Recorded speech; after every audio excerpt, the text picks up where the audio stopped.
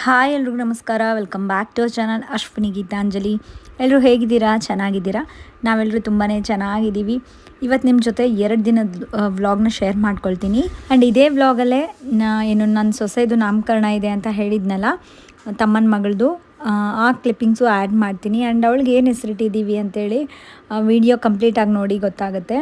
And ಇವತ್ತು ಬಂದುಬಿಟ್ಟು ನಾಮಕರಣದ ಹಿಂದಿನ ದಿನ ಲಾಸ್ಟ್ವರೆಗೂ ಅಷ್ಟೇ ಏನೋ ಒಂದು ಶಾಪಿಂಗ್ ಇದ್ದೇ ಇರುತ್ತೆ. ಇವತ್ತು ಹಾಗೆ ತುಂಬಾ ಕೆಲಸಗಳಿತ್ತು. ಇವತ್ತಿನ ದಿನ ಮನೆಯಲ್ಲಿ ಬ್ರೇಕ್ಫಾಸ್ಟ್ಗೆ ದೋಸೆ ಮಾಡಿದರು. ನಾನು ಆ್ಯಕ್ಚುಲಿ ಸ್ಮೂತಿನ ಮಾಡ್ಕೊಳ್ಳೋಣ ಅಂದ್ಕೊಂಡೆ, ಮತ್ತು ಇಲ್ಲಿ ಹೊರಗಡೆ ಹೋಗ್ತಾ ಇದ್ದೀನಲ್ಲ, ಸ್ವಲ್ಪ ಹೆವಿಯಾಗಿ ಬ್ರೇಕ್ಫಾಸ್ಟ್ ಮಾಡ್ಕೊಂಡು ಹೋಗ್ಬಿಡೋಣ, ಸೊ ದಟ್ ಸುತ್ತಾಡೋದಕ್ಕೂ ಚೆನ್ನಾಗಿರುತ್ತೆ ಅಂದ್ಬಿಟ್ಟು. ಬಿಸಿಲು ಬೇರೆ ತುಂಬ ಇದೆ. ಸೊ ಹಾಗಾಗಿನೇ ನಾನು ಬ್ರೇಕ್ಫಾಸ್ಟ್ಗೆ 2 ಮೀಡಿಯಮ್ ಸೈಜಿನ ದೋಸೆ ತೊಗೊಂಡೆ. ಅದ್ರ ಜೊತೆ ಸ್ವಲ್ಪ ಶೇಂಗಾ ಚಟ್ನಿ, ಒಂದು 2 ಸ್ಪೂನಷ್ಟು, ಆ್ಯಂಡ್ ಸ್ವಲ್ಪ ದಾಲ್ ತೊಗೊಂಡಿದ್ದೀನಿ. ನಿಮಗೆ ನಿನ್ನೆನೇ ವಿಡಿಯೋ ಅಪ್ಲೋಡ್ ಮಾಡಬೇಕಿತ್ತು, ಬಟ್ ಆಗಿರಲಿಲ್ಲ, ಎಡಿಟಿಂಗ್ ಮಾಡೋದೆಲ್ಲ ಆಗಿರಲಿಲ್ಲ. ಸೊ ಹಾಗಾಗಿನೇ ಇವತ್ತು ವಿಡಿಯೋ ಅಪ್ಲೋಡ್ ಮಾಡ್ತಾ ಇದ್ದೀನಿ. ಹಾಗೆ ಲಾಸ್ಟ್ ವ್ಲಾಗಲ್ಲಿ ನಾನು ನಿಮಗೊಂದು ಗೋಲ್ಡಿನ ಹಾರ ತೋರಿಸಿದ್ದೆ. ಗೋಲ್ಡ್ ಶಾಪಿಂಗ್ ಹೋದಾಗ ಪ್ರೈಸ್ ಎಷ್ಟಿರ್ಬೋದು ಆ್ಯಂಡ್ ಗ್ರಾಮ್ಸ್ ಎಷ್ಟಿದೆ, ಲೈಟ್ ವೇಟಲ್ಲಿ ಜ್ಯುವೆಲ್ರಿ ಇದೆ ಅಂಥೇಳಿ ಗೆಸ್ ಮಾಡಿ ಅಂತ ಹೇಳಿದೆ. ತುಂಬ ಜನ ಗೆಸ್ ಮಾಡಿ ಹೇಳಿದ್ದೀರಾ. ಅದು ಬಂದುಬಿಟ್ಟು 40 ಗ್ರಾಮ್ಸ್ ಇದೆ, ಅಂದರೆ 4 ತೊಲೆ. ತುಂಬಾ ಲೈಟ್ ವೆಯ್ಟು ಆ್ಯಂಡ್ ಹಾಕ್ಕೊಂಡಾಗ ತುಂಬ ಹೆವಿ ಅನ್ನಿಸ್ತಿತ್ತು.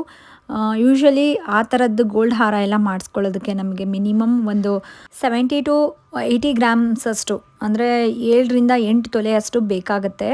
ಬಟ್ ಲೈಟ್ ವೆಯ್ಟಲ್ಲಿ ಬಂದಿರೋದ್ರಿಂದ 40 ಗ್ರಾಮ್ಸಲ್ಲೇ ಎಷ್ಟು ದೊಡ್ಡದಾಗಿ ಹೆವಿಯಾಗಿ ಕಾಣಿಸೋ ಅಂಥ ಹಾರ ಚೆನ್ನಾಗಿತ್ತು. ನನಗಂತೂ ಟ್ರೆಂಡಿ ಆಗಿದ್ದಾವೆ ಈಗಂತೂ ಲೈಟ್ ಜ್ಯುವೆಲ್ರೀಸ್ ಎಲ್ಲ, ಲೈಟ್ ವೆಯ್ಟಲ್ಲಿರೋವಂಥ ಜ್ಯುವೆಲ್ರೀಸು. ಆ್ಯಂಡ್ ಏನು ತೊಗೊಂಡ್ರಿ ನೀವು, ಆ ಹಾರನ ತೊಗೊಂಡ್ರಾ ಅಂತ ತುಂಬ ಜನ ಕೇಳಿದ್ರಲ್ಲ. ಇಲ್ಲ, ನಾನು ಅದು ಗೋಲ್ಡಿಂದು ಹಾರ ಏನೂ ತೊಗೊಂಡಿರಲಿಲ್ಲ. ಸೊ ಗೋಲ್ಡ್ ಶಾಪಿಂಗ್ ಏನು ಮಾಡಿದ್ರಿ ಅಂತ ತೋರಿಸೇ ಇಲ್ಲ ನಮಗೆ ಅಂತ ಹೇಳಿದ್ದೀರಾ. ಏನು ಗೋಲ್ಡ್ ಪರ್ಚೇಸ್ ಮಾಡಿದೆ ಅಂತ ನಿಮಗೆ ಮುಂದಿನ ವ್ಲಾಗ್ಸಲ್ಲಿ ಶೇರ್ ಮಾಡ್ಕೊಳ್ತೀನಿ. ಸದ್ಯಕ್ಕೆ ಸ್ವಲ್ಪ ಸರ್ಪ್ರೈಸ್ ಇರಲಿ ಅಂತ ಅಷ್ಟೇ. ಆ್ಯಂಡ್ ಇವಾಗ ನಾನು ಬ್ರೇಕ್ಫಾಸ್ಟ್ ಎಲ್ಲ ಮುಗಿಸ್ಕೊಂಡು ಫಸ್ಟು ನನಗಿದ್ದಿದ್ದ ಕೆಲಸ ಏನು ಅಂತಂದರೆ, ಪಿಂಟುಗೆ ಗ್ರೂಮಿಂಗ್ ಮಾಡಿಸ್ಬೇಕಿತ್ತು ಕಂಪ್ಲೀಟು. ಇವಾಗ ಸಮ್ಮರ್ ಬೇರೆ ಇದೆಯಲ್ಲ, ಅದಕ್ಕೆ ಸಲೂನ್ಗೆ ಕರ್ಕೊಂಡು ಹೋಗ್ತಾ ಇದ್ದೀನಿ ಹೊಸಪೇಟೆಯಲ್ಲಿ. ಅದಕ್ಕೆ ಸಲೂನ್ಗೆ ಕರ್ಕೊಂಡು ಹೋಗ್ತಾ ಇದ್ದೀನಿ. ಲಾಸ್ಟ್ ಟೈಮು ನಾನು ಬಳ್ಳಾರಿಯಲ್ಲಿ ಕರ್ಕೊಂಡೋಗಿ ಮಾಡಿಸಿದಾಗ ತುಂಬಾ ಚೆನ್ನಾಗಿ ಸರ್ವಿಸ್ ಎಲ್ಲ ತುಂಬ ಇಷ್ಟ ಆಗಿತ್ತು ನನಗೆ. ನಮ್ಮ ಟೌನ್ಶಿಪ್ಪಲ್ಲಿ ಈ ಥರ ಅವೈಲೇಬಲ್ ಎಲ್ಲ ಗ್ರೂಮಿಂಗ್ ಮಾಡೋದಕ್ಕೆ, ಮತ್ತು ಬಾತಿಂಗ್ ಆಗಲಿ, ಸೊ ಈ ಥರದ್ದೆಲ್ಲ ಹೊಸಪೇಟೆಯಲ್ಲಿ ಮತ್ತು ಬಳ್ಳಾರಿಯಲ್ಲಿದೆ.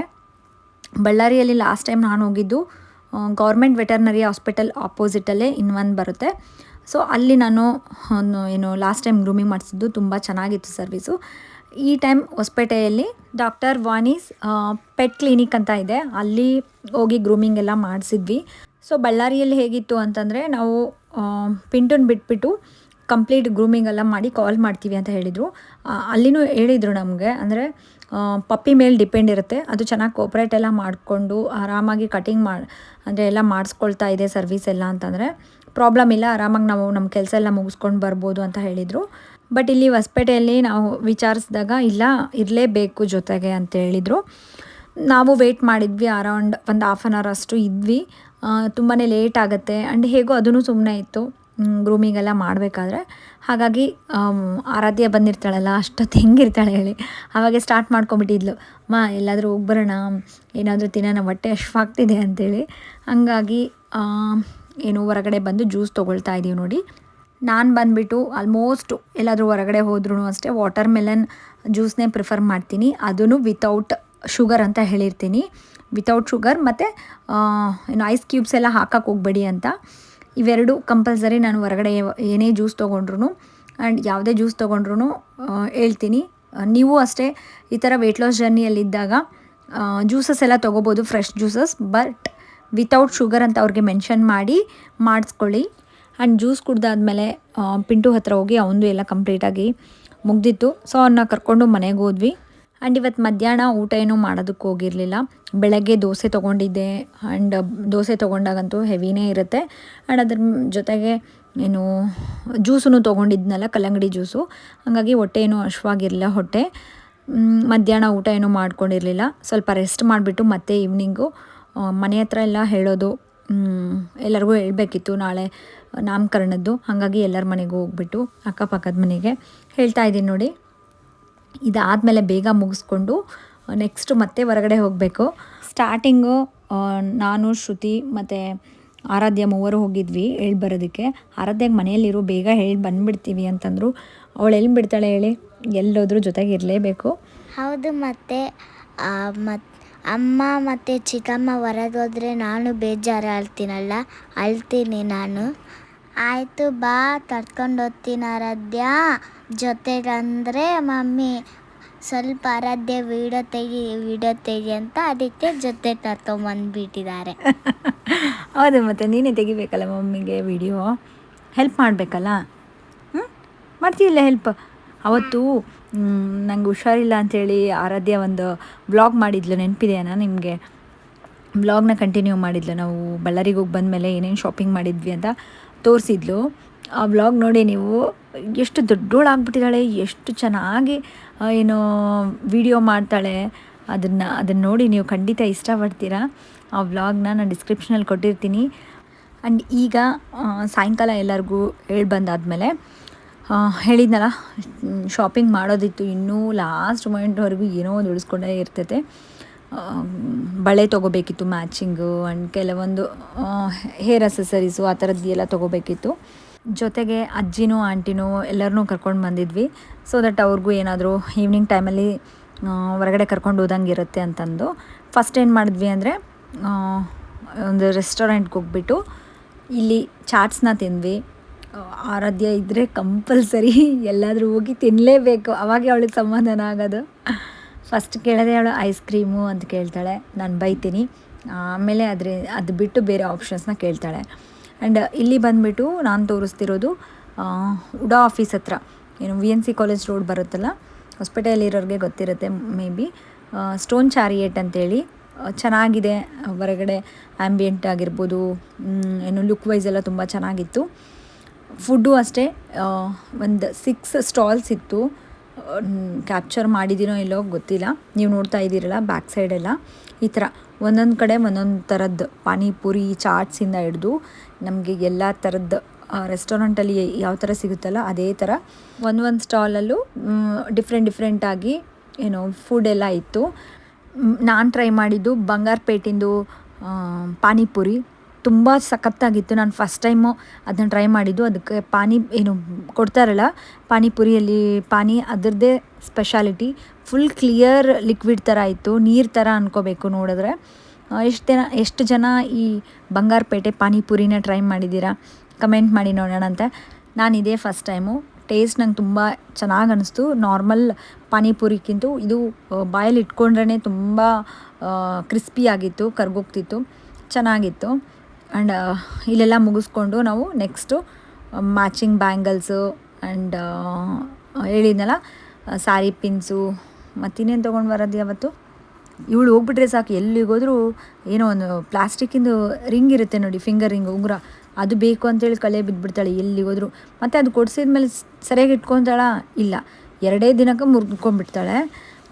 ಮತ್ತು ಎವ್ರಿ ಟೈಮ್ ಹೋದಾಗೆಲ್ಲ ಅಮ್ಮ ಉಂಗುರ ಕೊಡಿಸು ಇದೇ ನಿನ್ನ ಕತೆ ಎಲ್ಲರದೇ.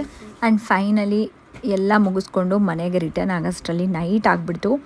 ವ್ಲಾಗ್ನ ಏನೋ ಮತ್ತೆ ಕಂಟಿನ್ಯೂ ಮಾಡಲಿಲ್ಲ. ಆ್ಯಂಡ್ ನೆಕ್ಸ್ಟ್ ಡೇ ಮಾರ್ನಿಂಗೇ ನಾಮಕರಣದ ಫಂಕ್ಷನ್ ಇತ್ತಲ್ಲ, ಸೊ ಅದನ್ನು ಇದರಲ್ಲೇ ಸೇರಿಸ್ಬಿಟ್ಟಿದ್ದೀನಿ. ನಿನ್ನೆ ಜಾಸ್ತಿನೂ ವ್ಲಾಗ್ಸ್ನ ಶೂಟ್ ಮಾಡ್ಕೊಳಕ್ಕೆ ಹೋಗಿರಲಿಲ್ಲ. ಸೊ ಹಾಗಾಗಿ ತುಂಬಾ ಚಿಕ್ಕದಾಗಿತ್ತು. ಸೊ 2 ದಿನದ್ದು ವ್ಲಾಗ್ ಶೇರ್ ಮಾಡ್ಕೊಂಬಿಡೋಣ ಅಂತ ನೆಕ್ಸ್ಟ್ ಡೇ ವ್ಲಾಗ್ನ ಕಂಟಿನ್ಯೂ ಮಾಡಿದ್ದೀನಿ. ಹೇಗೆ ಕಾಣಿಸ್ತಾ ಇದ್ದೀನಿ, ಇಬ್ಬರದು ಔಟ್ಫಿಟ್ ನಂದು ತಂಗಿದು ಹೇಳಿದ್ನಲ್ಲ, ಮ್ಯಾಚಿಂಗ್ ಪರ್ಪಲ್ ಥೀಮಲ್ಲಿ ತೊಗೊಂಡಿದ್ವಿ. ಪರ್ಪಲ್ ಕಲರು ಈ ಸರಿ ಸ್ಯಾರಿನ ತೊಗೊಳ್ಳೋಣ ಅಂತಂದ್ಬಿಟ್ಟು ಈ ಥರ ಫುಲ್ ಡೀಪ್ ಪರ್ಪಲಾಗಿ ಇರಲಿಲ್ಲ. ಆ್ಯಂಡ್ ಇವತ್ತು ನೀವೇನು ಗೆಸ್ ಮಾಡಬೇಕು ಗೊತ್ತಾ, ನಾನಿಲ್ಲಿ ವೇರ್ ಮಾಡಿರೋಂಥ ಸ್ಯಾರಿ ಪ್ರೈಸ್ ಎಷ್ಟಿರ್ಬೋದು ಅಂತ ಗೆಸ್ ಮಾಡಿ ಅದನ್ನು ಮತ್ತೆ ನೆಕ್ಸ್ಟ್ ವ್ಲಾಗಲ್ಲಿ ತಿಳಿಸ್ತೀನಂತೆ ನಿಮಗೆ. ಹೇಗೆ ಕಾಣಿಸ್ತಿದ್ದೀವಿ ಅಂತೇಳಿ ಕಮೆಂಟ್ ಮಾಡಿ. ಆರಾಧ್ಯನೂ ನೋಡಿ ಕ್ಯೂಟಾಗಿದ್ದಾಳೆ. ಆ್ಯಂಡ್ ಇನ್ನೊಂದು ಕಂಪ್ಲೇಂಟ್ ಏನು ಗೊತ್ತಾ ಆರಾಧ್ಯದು, ನಾನು ಶ್ರುತಿ ಇಬ್ಬರು ಮ್ಯಾಚಿಂಗ್ ತೊಗೊಂಡಿದ್ವಿ, ಇಬ್ಬರು ಪರ್ಪಲ್ ಇರಲಿ ಅಂತ. ಬಟ್ ಅದೇನಾಯಿತು ಅಂತಂದರೆ ಕೋಇನ್ಸಿಡೆನ್ಸ್ ಆಗಿ ಲಡ್ಡುಗೂ ಪರ್ಪಲಿನ ಡ್ರೆಸ್ಸೇ ಹಾಕಿದ್ದೆ, ಕುರ್ತಾ. ಸೊ ಹಂಗಾಗಿ ನಾವು 3 ಮ್ಯಾಚಿಂಗ್ ಆಗಿಬಿಟ್ಟಿದ್ವಿ. ಆ್ಯಂಡ್ ಇವ್ರ ಪಪ್ಪನೂ, ಆರಾಧ್ಯ ಅವ್ರ ಪಪ್ಪನೂ ಅಷ್ಟೇ ಪರ್ಪಲ್ ಕಲರೇ ಹಾಕ್ಕೊಂಡಿದ್ರು. ಇವೆಲ್ಲನೂ ವಾಂಟೆಡ್ಲಿ ಅಲ್ಲ, ಕೋಇನ್ಸಿಡೆಂಟಾಗಿ ಮ್ಯಾಚಿಂಗ್ ಆಗಿಬಿಟ್ಟಿತ್ತು. ಅದನ್ನು ನೋಡಿ ಆರಾಧ್ಯ ಸುಮ್ಮನೆ ಇರ್ತಾಳೆ, ನೀವು ಅಷ್ಟೇ ನಿಮ್ಮ ಫ್ಯಾಮ್ಲಿ ಅಷ್ಟೇ ಮ್ಯಾಚಿಂಗ್ ಹಾಕ್ಕೊಂಬಿಟ್ಟಿದ್ದೀರಾ, ನನಗೆ ಪಿಂಕ್ ಹಾಕ್ಬಿಟ್ಟಿದ್ದೀರಾ ಅಂತ ರೊಳ್ಳಿ ತೆಗೆದುಬಿಟ್ಟಿದ್ಲು. ಹೇಗೋ ಮತ್ತೆ ಸಮಾಧಾನ ಮಾಡಿ ಆರಾಧ್ಯಗೆ. ಆ್ಯಂಡ್ ಇಲ್ಲಿ ನೋಡ್ತಾ ಇದ್ದೀರಲ್ಲ, ಫಂಕ್ಷನ್ ಎಲ್ಲ ಸ್ಟಾರ್ಟ್ ಆಯಿತು. ಆ್ಯಂಡ್ ಏನು ಶಾಸ್ತ್ರಗಳಿರ್ತಾವಲ್ಲ, ತೊಟ್ಲು ಪೂಜೆ ಮಾಡೋದು ಆ್ಯಂಡ್ ಆ ರೀತಿಯಾಗೆಲ್ಲ ಮಾಡಿದೆ. ಸೋದರತ್ತೆ ನಾನೇ ಆಗಿರೋದ್ರಿಂದ ನನಗೂ ಆ್ಯಕ್ಚುಲಿ ಏನು ಪ್ಲ್ಯಾನ್ ಇತ್ತು ಅಂತಂದರೆ, ನಾನು ಶ್ರುತಿ ಇಬ್ಬರು ಸೇರಿ ಹೆಸರಿಡೋಣ ಅಂತ ಅಂದ್ಕೊಂಡಿದ್ವಿ. ಇಬ್ಬರು ಸೋದರತ್ತೆಯರಾಗ್ತೀವಲ್ಲ, ಅದೇನು ಅರ್ಜೆಂಟಲ್ಲೋ ಇಲ್ಲ ಎಲ್ಲರೂ ಏನು ದೊಡ್ಡವರೆಲ್ಲ ಗಡಿಬಿಡಿ ಮಾಡ್ತಿರ್ತಾರೆ, ಫಂಕ್ಷನ್ ಅಂದ್ಬಿಟ್ರೆ ಸಾಕು ಒಬ್ಬೊಬ್ಬರು ಒಂದೇ ಹೇಳ್ತಿರ್ತಾರೆ. ಸೊ ಇದ್ರೊಳಗೆ ನಾನು ಮರ್ತೇ ಹೋಗ್ಬಿಟ್ಟಿನಿ. ಅಟ್ಲೀಸ್ಟ್ ನನ್ನ ಪಕ್ಕಕ್ಕೆ ಜೊತೆಗಾದರೂ ಬಂದು ನಿಂತಿದ್ರೆ ಸೊ ನೆನಪಿರ್ತಿತ್ತು. ಅದರಲ್ಲಿ ಆ ಅವಸರದಲ್ಲಿ ಎಲ್ಲ ಮರ್ತೋಗ್ಬಿಟ್ಟು ಶಾಸ್ತ್ರ ನೋಡ್ತಾ ಇದ್ದೀರಲ್ಲ, ಬೇಗ ಶಾಸ್ತ್ರನ ಮಾಡಿಕೊಂಡು ಫೈನಲಿ ಹೆಸರಿಟ್ವಿ. ಅದೇನು ಹೆಸರಿಟ್ವಿ ಅಂತ ನಿಮಗೆ ಗೊತ್ತಾಗುತ್ತೆ ನೋಡಿ. ಆ್ಯಂಡ್ ತುಂಬ ಜನ ಹೊಸ್ದಾಗಿ ಸಬ್ಸ್ಕ್ರೈಬ್ ಮಾಡ್ಕೊಂಡಿರೋರು ಲಡ್ಡುದು ನಾಮಕರಣ, ಅಮರ್ತ್ಯಂದು ನಾಮಕರಣ ವಿಡಿಯೋ ನೋಡಿರಲ್ಲ ಅನಿಸುತ್ತೆ. ಅದನ್ನು ಡಿಸ್ಕ್ರಿಪ್ಷನಲ್ಲಿ ಲಿಂಕ್ ಕೊಟ್ಟಿರ್ತೀನಿ, ಚೆಕ್ ಮಾಡಿ. ಈ ಥರದ್ದು ಎಲ್ಲ ಶಾಸ್ತ್ರಗಳು ಮಾಡಬೇಕಾದ್ರೆ ಅವಂದೇ ಮೊನ್ನೆನೇ ಮಾಡಿದ್ವಲ್ಲ, ಲಾಸ್ಟ್ ಸೆಪ್ಟೆಂಬರಲ್ಲಿ ಮಾಡಿದ್ವಿ ಅಂತ ಅನಿಸುತ್ತೆ, ಅದೇ ನೆನಪಾಗ್ತಿತ್ತು. ಸೊ ಅವನು ಅಷ್ಟೇ ಅವತ್ತಿನ ದಿನ ತುಂಬಾ ಅಳ್ತಿದ್ದ. ಬೆಳಗ್ಗೆ ಮನೇಲಿ ಎಲ್ಲರದ್ದು ಫಂಕ್ಷನ್ ಅಂತಂದರೆ ಮಕ್ಕಳಿಗೆ ಸರಿಯಾಗಿ ನಿದ್ದೆ ಆಗೋದಿಲ್ಲ, ಎಲ್ಲರನ್ನೂ ನೋಡಿ ಗಾಬರಿ ಆಗಿಬಿಡ್ತಾರೆ. ಅದೇ ಥರ ಇವಳು ಅಷ್ಟೇ ಶಾಸ್ತ್ರ ಎಲ್ಲ ಮಾಡಬೇಕಾದ್ರೆ ಪಾಪ ತುಂಬಾ ಆತ್ಲು.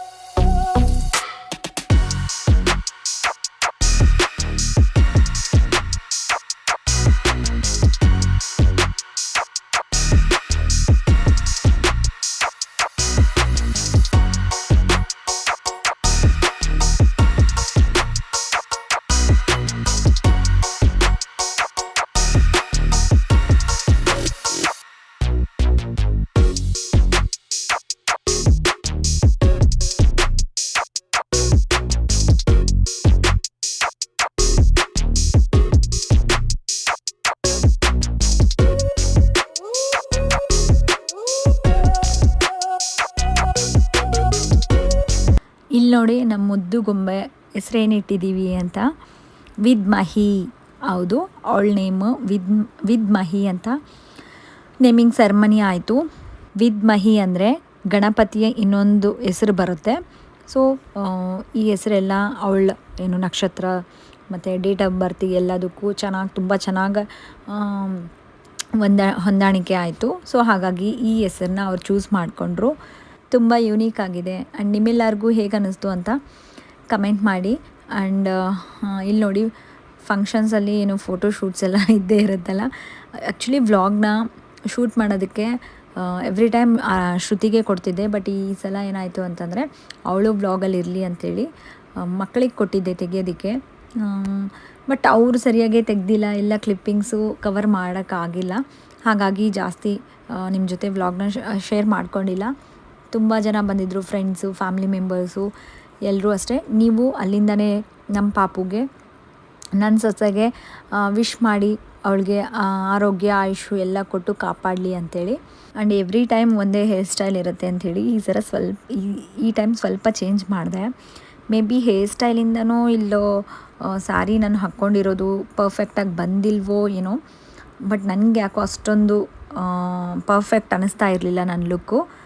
ನಿಮಗೇನು ಅನ್ನಿಸ್ತಿದೆ? ಏನಾದರೂ ಫಾಲ್ಟ್ ಅಂತ ಅನ್ನಿಸ್ತಾ ಇದೆನಾ? ಹಂಗೇನಾದರೂ ಇದ್ದರೆ ಹೇಳಿ, ನನಗೆ ಗೊತ್ತೇ ಆಗಲಿಲ್ಲ ಏನು ಫಾಲ್ಟ್ ಇರ್ಬೋದು ಅಂತ. ಆ್ಯಂಡ್ ಮಧ್ಯಾಹ್ನ ಊಟಕ್ಕೆ ಫಂಕ್ಷನ್ಗೆ ಏನು ಶಾವಿಗೆ ಪಾಯಸ, ಚಿತ್ರಾನ್ನ, ಟೊಮೆಟೊ ಚಟ್ನಿ ಆ್ಯಂಡ್ ಬದನೇಕಾಯಿ ಪಲ್ಯ, ನೆಕ್ಸ್ಟು ಈರುಳ್ಳಿ ಪಕೋಡ ಅಂತೂ ತುಂಬ ಹೈಲೈಟು. ಎಲ್ಲರೂ ಈರುಳ್ಳಿ ಪಕೋಡ ತುಂಬ ಚೆನ್ನಾಗಿತ್ತು, ಎಲ್ರಿಗೂ ಇಷ್ಟ ಆಯಿತು. ಅಡುಗೆನೂ ಅಷ್ಟೇ ತುಂಬ ಚೆನ್ನಾಗಿ ಮಾಡಿದರು. ಸೊ ಅನ್ನ, ಸಾಂಬಾರು, ರಸಮ್, ಮಜ್ಜಿಗೆ ಈ ಥರ ಮಧ್ಯಾಹ್ನ ಊಟ ಮಾಡಿಸಿದ್ವಿ ಫಂಕ್ಷನ್ಗೆಲ್ಲ. ತುಂಬಾ ಚೆನ್ನಾಗಾಯಿತು, ನಾವು ಅಂದ್ಕೊಂಡಿರೋದಕ್ಕಿಂತ ಇನ್ನೂ ಚೆನ್ನಾಗೇ ಆಯಿತು. ಆ್ಯಂಡ್ ಈ ವ್ಲಾಗ್ನ ಇಲ್ಲಿಗೆ ಎಂಡ್ ಮಾಡ್ತೀನಿ. ಸೊ ವ್ಲಾಗ್ ಇಷ್ಟ ಆದರೆ ಪ್ಲೀಸ್ ಲೈಕ್ ಮಾಡೋದು ಮಾತ್ರ ಮರಿಬೇಡಿ. ಮತ್ತೆ ನೆಕ್ಸ್ಟ್ ವ್ಲಾಗಲ್ಲಿ ಸಿಗ್ತೀನಿ. ಅಲ್ಲಿವರೆಗೂ ಟೇಕ್ ಕೇರ್, ಬಾಯ್.